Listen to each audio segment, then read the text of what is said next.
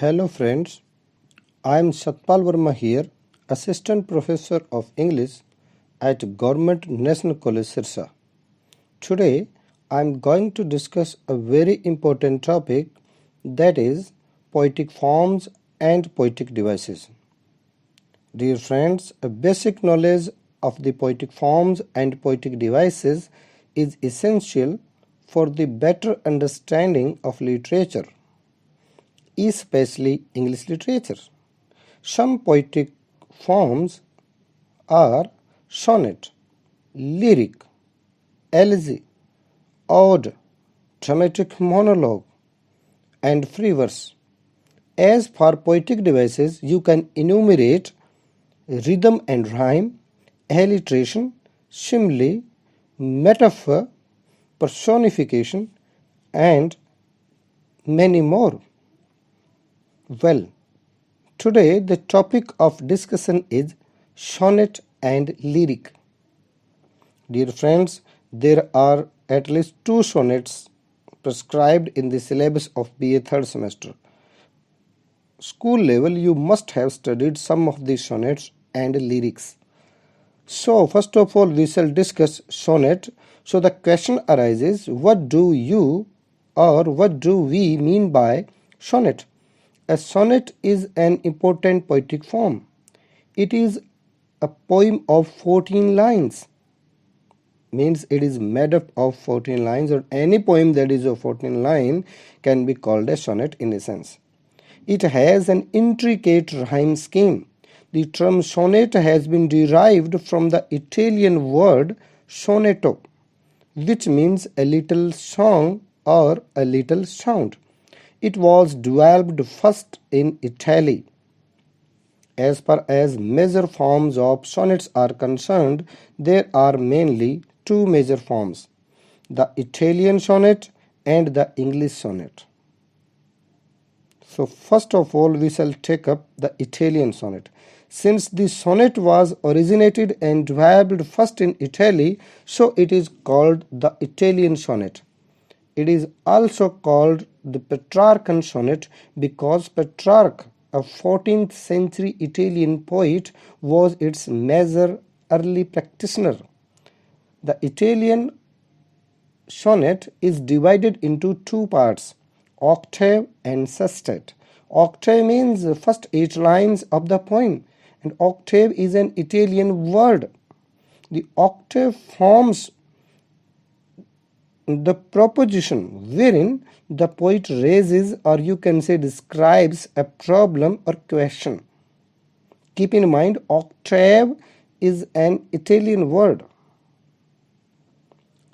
And next is this second part of the Italian sonnet is sestet. They are, I think, Italian words and they are adjectival use.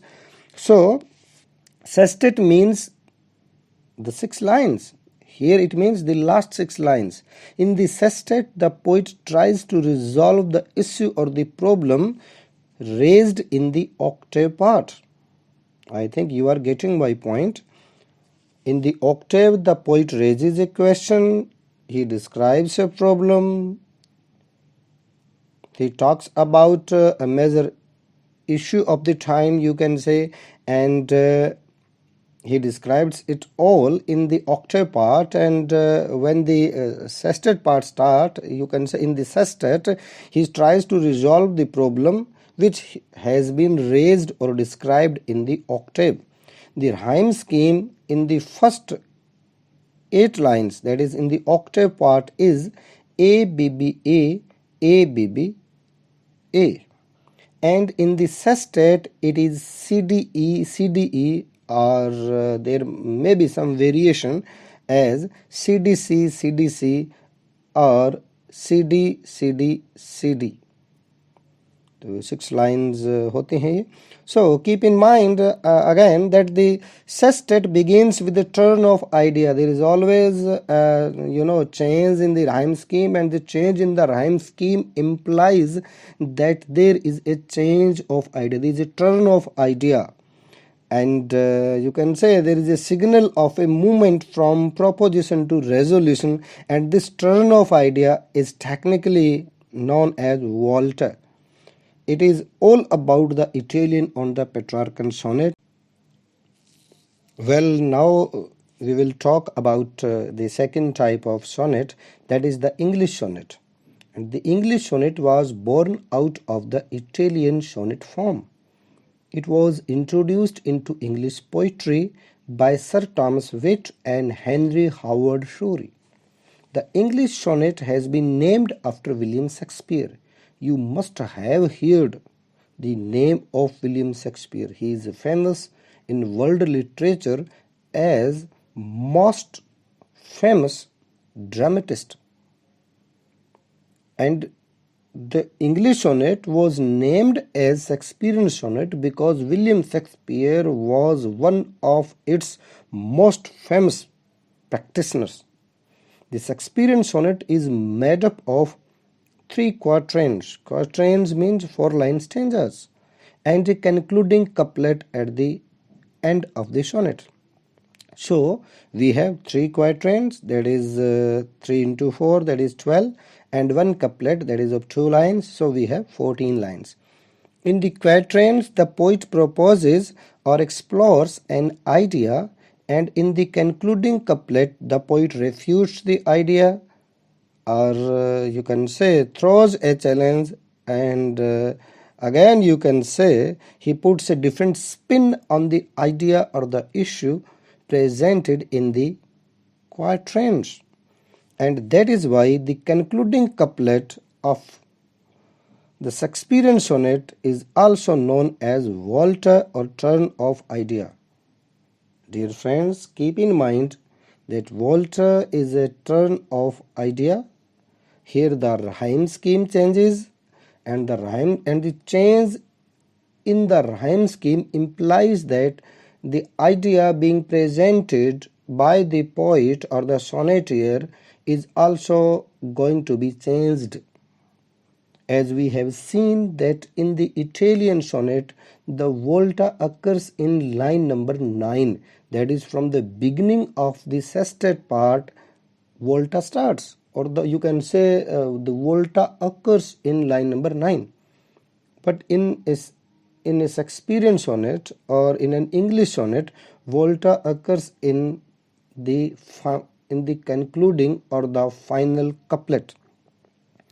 So as far as rhyme scheme of the Shakespearean sonnet is concerned, it is AB AB, CD CD, EF EF, and GG GG.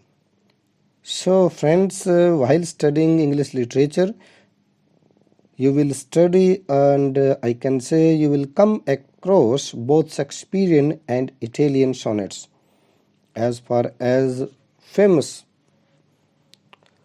sonnets of English literature are concerned, you can enumerate the names of Sonnet 18,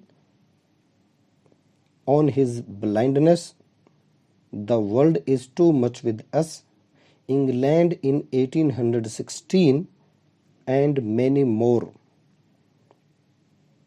If we talk about a sonnet, which you can also see on the slides, that William Shakespeare has written as many as 154 sonnets.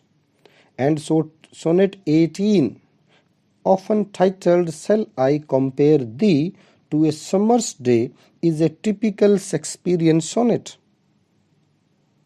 It is remarkable for its simplicity and loveliness. This sonnet is a statement of praise about the beauty of the fair youth who is more lovely and temperate than a summer's day. It is a typical Shakespearean sonnet consisting of 3 quatrains followed by a couplet, and it has the characteristic rhyme scheme AB AB, CD CD, EF EF, GG GG. And the volta also occurs in the, you can say, in the couplet. And as far as another example of second type of sonnet, that is the Italian sonnet is concerned, we can take the name of a very famous sonnet, The World is Too Much with Us. It is an Italian sonnet written by William Wordsworth, an English poet. Here the poet discusses the materialistic attitude of modern people, thereby neglecting nature. This problem is raised by the poet in the octave, while in the sestet the poet declares that he would give up his religion. If we quote his original lines, I would rather be a pagan, suckled in a creed outworn. So it's very famous line, and this sonnet has also been prescribed for the study for the students of BA third semester. So friends, you can read the sonnets prescribed in your syllabus and identify various features associated with these sonnets which I have already mentioned, or which I have already talked about. In case you find any doubt or suppose a question arises in your mind, you can write in the comment box. Well friends, let's talk about another important poetic form, that is lyric. In the original Greek, a lyric referred to a song. However, in English literature, a lyric is any fairly short poem not longer than 50 or 60 lines. It expresses the thoughts and feelings or varied moods of a single speaker, and it is personal and subjective in manner. So keep in mind three things so far: that a lyric is a short, and it is also famous as short musical poem.